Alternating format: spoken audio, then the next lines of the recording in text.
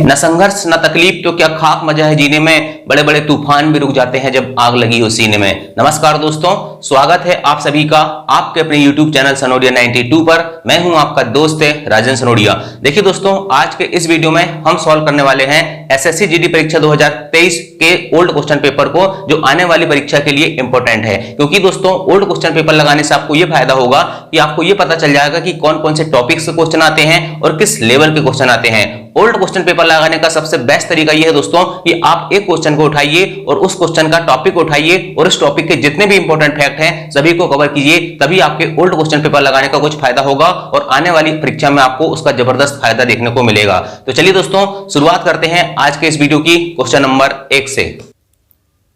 Question number 1 है, 2015 में योजना आयोग के स्थान पर किस संस्था की स्थापना की गई थी? 20 फरवरी 2024 को शाम की शिफ्ट 5 बजे से लेकर 6 बजे तक की जो शिफ्ट थी उसमें पूछेगा ये क्वेश्चन है। ठीक है, 2015 में योजना आयोग के स्थान पर किस संस्था की स्थापना की गई थी? तो इसका सही उत्तर हो जाएगा option number A, NITI Aayog. ठीक है, आपको पता है 1 जनवरी 2015 को योजना आयोग के स्थान पर क्या हुआ था? नीति आयोग की स्थापना की गई थी। ठीक है, अब आपको पता होना चाहिए दोस्तों कि योजना आयोग की स्थापना कब हुई थी। तो 15 मार्च 1950 को योजना आयोग की स्थापना होती है और नीति आयोग की स्थापना कब हुई? 1 जनवरी 2015 को। मतलब योजना आयोग को हटाकर क्या लाया गया? नीति आयोग लाया गया। ठीक है, याद रखना जो नीति आयोग है इसके अध्यक्ष कौन होते हैं? भारत के प्रधानमंत्री होते हैं, पदेन अध्यक्ष होते हैं। मतलब जो व्यक्ति भारत का प्रधानमंत्री होगा वही नीति आयोग का अध्यक्ष होगा। इसलिए वर्तमान में भारत के प्रधानमंत्री नरेंद्र मोदी जी हैं, तो नीति आयोग के अध्यक्ष भी कौन होंगे? नरेंद्र मोदी जी होंगे। ठीक है, अच्छा, नीति आयोग के प्रथम उपाध्यक्ष कौन थे? तो अरविंद पनघड़िया नीति आयोग के प्रथम उपाध्यक्ष बनते हैं। और वर्तमान में उपाध्यक्ष कौन है? तो सुमन बेरी जी। याद रखना दोस्तों, नीति आयोग के वर्तमान में कौन है? उपाध्यक्ष हैं। ठीक है, चलिए नेक्स्ट क्वेश्चन देखते हैं, क्वेश्चन नंबर 2। क्वेश्चन नंबर 2 है, सत्यशोधक समाज के संस्थापक कौन थे? तो सत्यशोधक समाज के संस्थापक कौन थे? ज्योतिराव फुले थे। ठीक है, आपको कहीं ज्योतिबा फुले भी देखने को मिलेगा, कहीं ज्योतिराव फुले देखने को मिलेगा। तो यहाँ पर ज्योतिराव फुले मैंने इसलिए लिखा दोस्तों क्योंकि जो क्वेश्चन पेपर था उसमें ज्योतिराव फुले लिखा था, इसलिए ज्योतिराव और ज्योतिबा इसमें आपको कन्फ्यूजन नहीं होना है। ठीक है, ऑप्शन देख के आपको क्या करना है? आंसर लगा देना है। ज्योतिराव फुले सत्यशोधक समाज के संस्थापक थे। अब देखिए दोस्तों, ब्रह्म समाज की स्थापना कब होती है? 1828 में होती है। और किसने की थी? तो राजा राम मोहन राय ने की थी। आर्य समाज की स्थापना 1875 में कौन करते हैं? स्वामी दयानंद सरस्वती करते हैं। वहीं प्रार्थना समाज की बात करते हैं तो 1867 में आत्माराम पांडुरंग और महादेव गोविंद रनाडे। यदि इन दोनों नाम से एक नाम ऑप्शन में दिखे तो आप उसको क्लिक कर देना। ठीक है, यदि महादेव गोविंद रनाडे जी का नाम नहीं दिखे प्रार्थना समाज के संस्थापक में तो आत्माराम पांडुरंग लगा देना, और यदि आत्माराम पांडुरंग ऑप्शन में नहीं दिखे तो महादेव गोविंद रनाडे लगा देना। वहीं सत्यशोधक समाज की बात करें तो इसकी स्थापना 1873 में हुई थी और किसने की थी? ज्योतिबा फुले ने की थी। ये सन बहुत इंपॉर्टेंट है, सन आपको अच्छे से याद रखना है। ठीक है, सब 1800 की बात है, इसलिए बहुत इंपॉर्टेंट क्वेश्चन है ये चारों। ठीक है, यहां से देखिए दोस्तों 4 लाइन जरूर लिखी है, लेकिन इससे 8 क्वेश्चन बनते हैं। ठीक, चलिए नेक्स्ट क्वेश्चन देखते हैं, क्वेश्चन नंबर 3।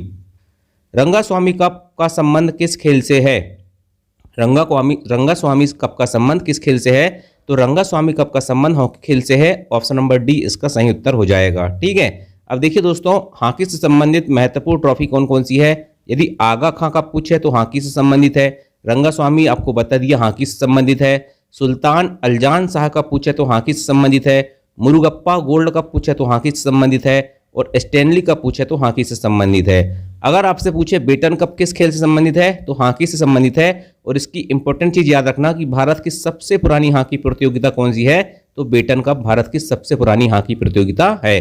ठीक है, इतने पॉइंट कम से कम आपको याद रखना होगा। चलिए नेक्स्ट क्वेश्चन देखते हैं, क्वेश्चन नंबर 4। भारतीय उपमहाद्वीप में ज्ञात लेखन की सबसे प्रारंभिक शैली का नाम क्या है? तो इसका सही उत्तर हो जाएगा सिंधु लिपि। ठीक है, सिंधु घाटी सभ्यता की लिपि थी सिंधु लिपि, और यह भारतीय उपमहाद्वीप में ज्ञात लेखन की सबसे प्रारंभिक शैली है। ठीक है, अच्छा, सिंधु घाटी सभ्यता को क्या नाम से जाना जाता था? सिंधु घाटी सभ्यता को हड़प्पा सभ्यता भी कहते थे। क्यों कहते थे? क्योंकि जो हड़प्पा नाम का स्थान था ये सबसे पहले खोजा गया था, इसलिए सिंधु घाटी सभ्यता को हड़प्पा सभ्यता भी कहते हैं। और सिंधु घाटी सभ्यता की खोज 1921 में किसने की थी? राय बहादुर दयाराम साहनी ने की थी। ठीक है, चलिए नेक्स्ट क्वेश्चन देखते हैं। गांधी इरविन समझौते पर हस्ताक्षर किस वर्ष किए गए थे? तो याद रखना दोस्तों, गांधी इरविन समझौता जो हुआ था किस वर्ष हुआ था? सबसे पहली बात तो याद रखना 1931 में होता है गांधी इरविन समझौता। ऑप्शन नंबर सी इसका सही उत्तर हो जाएगा। अच्छा, हुआ क्या था इसमें? याद रखना दोस्तों, गांधी इरविन समझौता जो था ना, एक प्रकार का एक राजनीतिक समझौता था। ठीक है, किसके किस में हुआ था, किसके किसके बीच में हुआ था? तो गांधी जी के बीच में हुआ था, और जो भारत का वायसराय था उस समय लॉर्ड इरविन, ठीक है, उनके बीच में एक प्रकार का राजनीतिक समझौता हुआ था। और जो लंदन में दूसरा गोलमेज सम्मेलन हुआ था ना, ठीक है, उसके पहले इस समझौते पर दोनों व्यक्ति ने क्या किए थे? हस्ताक्षर किए थे। किसने किसने? गांधी जी ने और इरविन जी ने, और ये 1931 में हुआ था। ठीक, चलिए नेक्स्ट क्वेश्चन देखते हैं। क्वेश्चन नंबर 5, भारत कितने देशों के साथ समुद्री सीमा साझा करता है? ये क्वेश्चन जो है दोस्तों, इसका आंसर जो है, जब मैंने देखा तो क्वेश्चन पेपर में इसका आंसर माना उसने 2। ठीक है, ये लेकिन 2 कहीं से लेकर कहीं तक इसका आंसर नहीं होगा। ठीक, जब फाइनल आंसर की आएगी तो उसमें बदल देगा वो। ठीक है, तो इसका सही उत्तर होता है ऑप्शन नंबर बी 7। ठीक है, भारत 7 देशों के साथ समुद्री सीमा साझा करता है। ठीक है, अब देखिए 7 देश कौन कौन से हैं। सबसे पहली बात याद रखना कि भारत की जो समुद्री सीमा है वो 12 मील तक है। ठीक है, 12 समुद्री मील तक है। इस पॉइंट को पहले याद रख लो। ठीक है, तो भारत की समुद्री सीमा से लगे देश भी 7 हैं और स्थलीय सीमा से लगे देश भी 7 हैं। मैंने स्थलीय सीमा से लगे देशों के नाम भी लिखा है और आपके जो समुद्री सीमा है उनसे लगे देशों के नाम भी लिखा है। ठीक है, अब याद रखना दोस्तों, भारत की सबसे अधिक स्थलीय सीमा किससे लगती है? तो बांग्लादेश से लगती है। भारत की सबसे कम स्थलीय सीमा किससे लगती है? तो अफगानिस्तान से लगती है। अगर आपसे पूछे कि भारत का सर्वाधिक तटरेखा वाला राज्य कौन सा है, तो गुजरात है। ठीक है, इतने पॉइंट कम से कम याद रखना। ठीक, चलिए नेक्स्ट क्वेश्चन देखते हैं। हरित क्रांति निम्न में से किसके आयात पर भारत की निर्भरता कम करने में सहायक थी? तो इस सवाल का सही जवाब हो जाएगा, क्या हो जाएगा? अनाज। ठीक है, आपको पता है हरित क्रांति की शुरुआत कब होती है? ठीक है, 1966-67 में भारत में हरित क्रांति आई थी। देखिए, भारत में हरित क्रांति की शुरुआत कौन सी पंचवर्षीय योजना के समय में हुई थी? तीसरी पंचवर्षीय योजना के समय में हुई थी, 1966-67 में हुई थी। और इसका संबंध किससे है? खाद्यान्न उत्पादन से है, और खाद्यान्न में स्पेशली गेहूं और चावल से था। ठीक है, और भारत में हरित क्रांति के जनक कौन है? तो डॉक्टर एम.एस. स्वामीनाथन को भारत में हरित क्रांति का जनक कहा जाता है, और विश्व में हरित क्रांति का जनक नॉर्मन बोरलॉग को कहा जाता है। ठीक है, ये चीज़ भी याद रखना। नेक्स्ट देखते हैं, भारत में किस पंचवर्षीय योजना के अंत में देश में 5 IIT स्थापित किए गए थे? IIT का मतलब समझते हो ना, इंडियन इंस्टीट्यूट ऑफ टेक्नोलॉजी। ठीक है, तो ये पहली पंचवर्षीय योजना, ठीक है, पहली पंचवर्षीय योजना के समय में भारत में याद रखना 5 IIT स्थापित किए गए थे। बहुत इंपॉर्टेंट क्वेश्चन है ये वाला, है ना, कितने? 5। और पहली पंचवर्षीय योजना की अवधि कब से कब तक थी? तो याद रखना 1951 से लेके 1956। ठीक है, 5 साल की पंचवर्षीय योजना होती थी। और ये पहली पंचवर्षीय योजना के समय में क्या हुआ था? 5 IIT स्थापित किए गए थे। ठीक है, ये कौन से मॉडल पर आधारित थी? तो हैरोल्ड डोमर मॉडल पर आधारित थी। ठीक है, हैरोल्ड डोमर मॉडल पर आधारित थी। ठीक है, अच्छा, टोटल कितनी पंचवर्षीय योजना हुई हैं? तो 12 पंचवर्षीय योजना हुई हैं। लास्ट कौन सी थी? 12वीं 2012 से लेके 2017 तक ये लास्ट थी। और इसके बाद क्या हुआ? इसको समाप्त करके क्या ला दिया गया? आपका नीति आयोग ला दिया गया।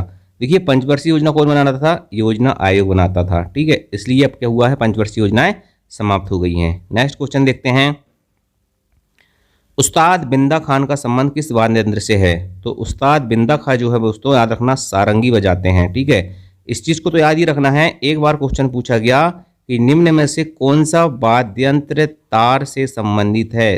तार से संबंधित है, किस वाद्य यंत्र में तार होता है? ये क्वेश्चन पूछा गया। तो सारंगी दोस्तों याद रखना, इसमें तार होता है। शहनाई में तार नहीं होता, तबला में भी तार नहीं होते और बांसुरी में भी तार नहीं होता, लेकिन सारंगी एक ऐसा वाद्य यंत्र है जिसमें तार से बजता है वो। ठीक है, चलिए नेक्स्ट क्वेश्चन देखते हैं, जालियांवाला बाग हत्याकांड खालिस्तान के विरोध के परिणाम स्वरूप हुआ था। ठीक है, तो जालियांवाला बाग हत्याकांड जो हुआ था किसके विरोध में हुआ था? आपको पता है, रोलेट एक्ट के विरोध में हुआ था। किसके विरोध में हुआ था भाई साहब? रोलेट एक्ट के विरोध में हुआ था जालियांवाला बाग हत्याकांड। हुआ क्या था इसमें? पता है आपको क्या हुआ था? 13 अप्रैल 1919 को जो पंजाब का अमृतसर का जालियांवाला बाग है ना, वहाँ पर सभा हो रही थी रोलेट एक्ट के विरोध में। उसमें क्या हुआ? जनरल डायर आया, और जनरल डायर ने क्या किया? सभा में अंधाधुंध गोलियां चलाना प्रारंभ कर दिया, और लगभग दोस्तों वहाँ पर कितने लोग शहीद हो गए? 300 से लेकर 400 तक।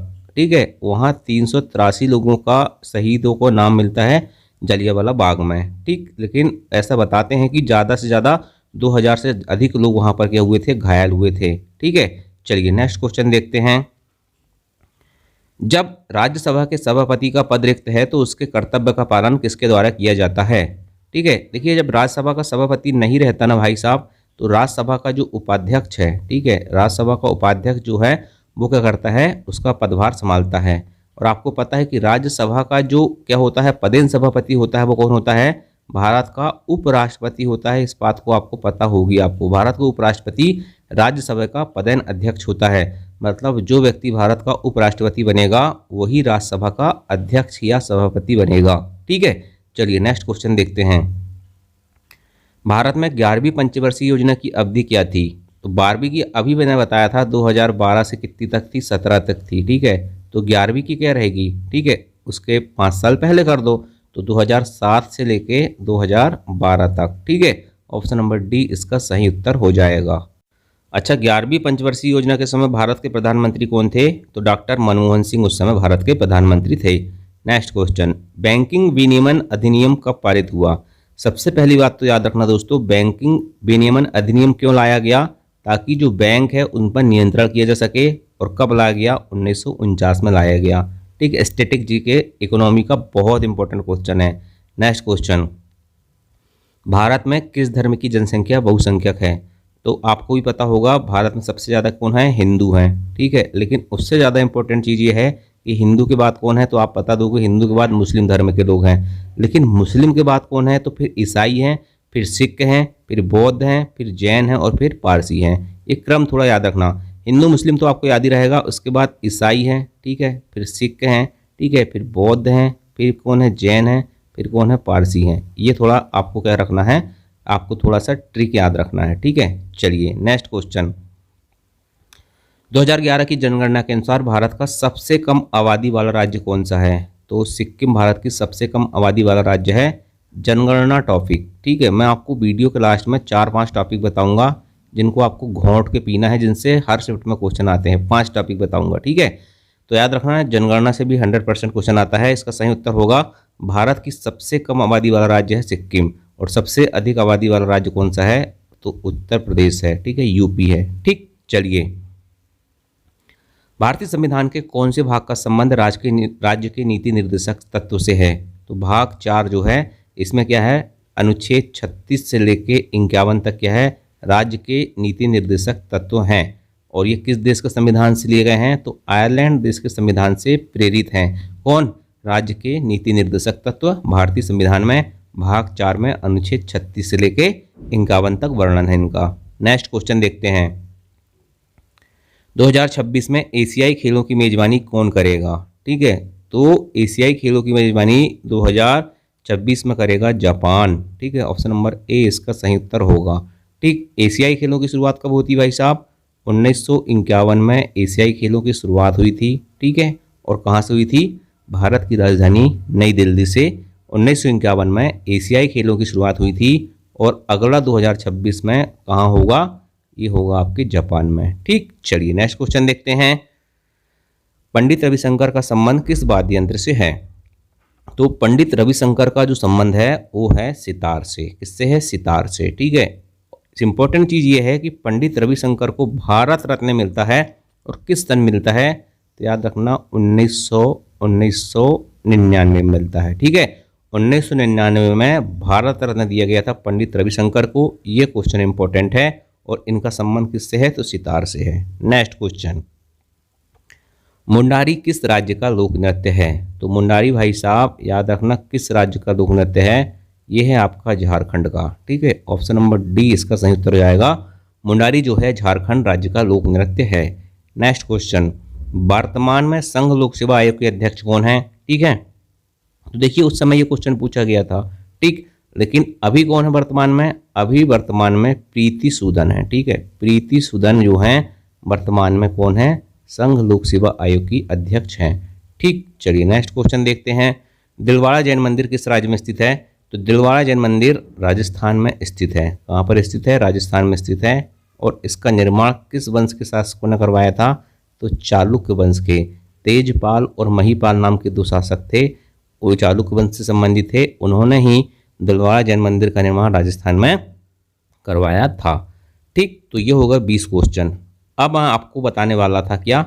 आपको बताने वाला था 5 टॉपिक कि कौन से टॉपिक सबसे ज़्यादा इम्पोर्टेंट है।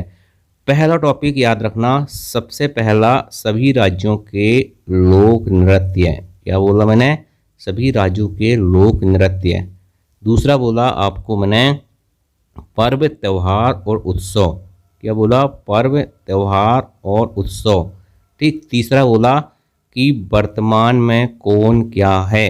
वर्तमान में कौन क्या है मतलब कि राज्य के राज्यपाल, मुख्यमंत्री, आरबीआई के अध्यक्ष कौन है, गवर्नर कौन है। ठीक। सभी चीज आपको ये वर्तमान में कौन क्या। 3 टॉपिक हो गए। चौथा टॉपिक दोस्तों आपको भारत के पड़ोसी देश। क्या? भारत के पड़ोसी देश। ठीक है, ये आपको याद रखना है। ठीक। इसके अलावा भारत के पड़ोसी देश में याद रखना, मुद्रा भी याद रखना आपको उनकी, और क्या याद रखना है? राजधानी भी याद रखना है, भाषा भी याद रखना है, भारत के पड़ोसी देश कहाँ क्या है ये। ठीक है। और 4 टॉपिक ये हो गए। और 5वां टॉपिक दोस्तों याद रखना, भारत की पंचवर्षीय योजना। ये पंचवर्षीय योजना, देखिए इकोनॉमी का क्वेश्चन जब एग्जामिनर उठाता है इसमें तो पंचवर्षीय योजना से ही उठा रहा है। ठीक है। तो ये 5 टॉपिक मैंने आज बता दिया हूँ। डेली मैं आपको 5-5 टॉपिक बताऊंगा जिनको आपको बहुत अच्छे से पढ़ना है। और एक टॉपिक मैंने शुरू में ही बता दिया था, भारत की जनगणना। इनसे 6 टॉपिक से 6 नंबर आपके फिक्स हैं। ठीक। चलिए हम टॉपिक वाइज भी पढ़ेंगे इसके बाद। तो आपको दोस्तों वीडियो कैसा लगा कमेंट करके जरूर बताना। Thank you. जय हिंद, जय भारत।